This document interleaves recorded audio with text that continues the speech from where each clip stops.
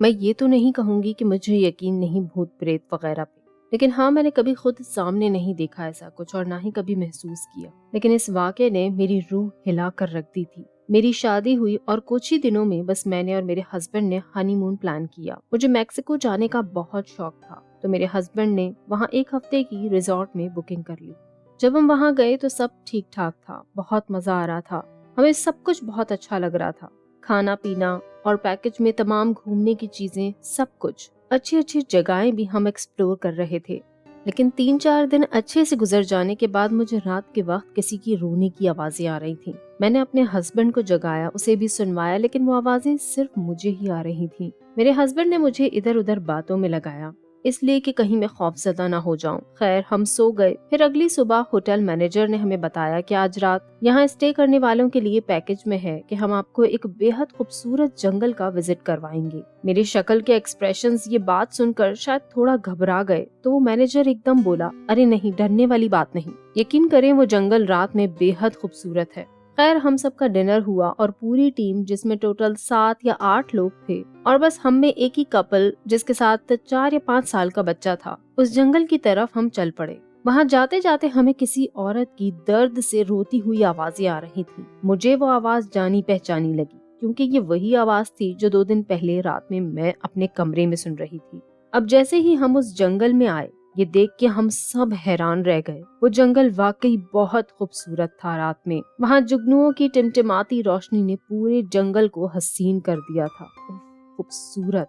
ہم اس خوبصورتی کو ابھی دیکھ ہی رہے تھے کہ اچانک وہ آواز اب ہمارے قریب آ رہی تھی، لیکن حیرت کی بات یہ تھی کہ وہ آواز سن کے اب مینیجر اپنے آپ میں ہی کچھ بڑبڑا رہا تھا، جیسے وہ جانتا تھا کہ یہ کس کی آواز ہے، لیکن وہ ہمیں کچھ نہیں بتا رہا تھا، اور وہ میکسیکن زبان میں کچھ بولے جا رہا تھا دھیمے دھیمے۔ خیر اب ہمارے سامنے جو ہم سب کو نظر آ رہی تھی، ایک عجیب خوفناک شکل کی عورت، وہ زمین پہ نہیں چل رہی تھی بلکہ زمین سے تھوڑا اوپر ہوا میں اڑتی ہوئی ہم سب کی طرف بڑھ رہی تھی، اور یہ اسی عورت کی رونے کی آوازیں تھی۔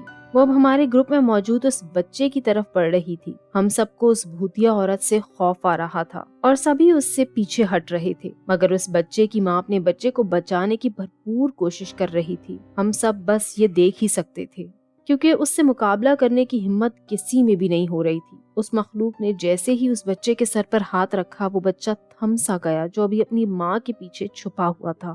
وہ بچہ پوری طرح اس عورت کی، بھوت کی یا جو بھی وہ مخلوق تھی، اس کے کنٹرول میں آ چکا تھا۔ اس کی ماں آخر اسے بچا نہیں سکی، اور وہ بھوت یا جن جو بھی تھی، وہ اس بچے کو اپنے ساتھ لے کر کہیں غائب ہو گئی ہماری نظروں کے آگے، اور اب وہ رونے کی آوازیں بھی بند ہو گئیں۔ جیسے ہی وہاں یہ تماشا ختم ہوا تو ہم نے غور کیا کہ وہ مینیجر بھی وہاں سے غائب ہو چکا تھا، نہ جانے کب اور کہاں۔ خیر ہم سب اتنا گھبرا چکے تھے اور اتنا ڈر چکے تھے کہ ہم صدمے سے سن پڑ چکے تھے۔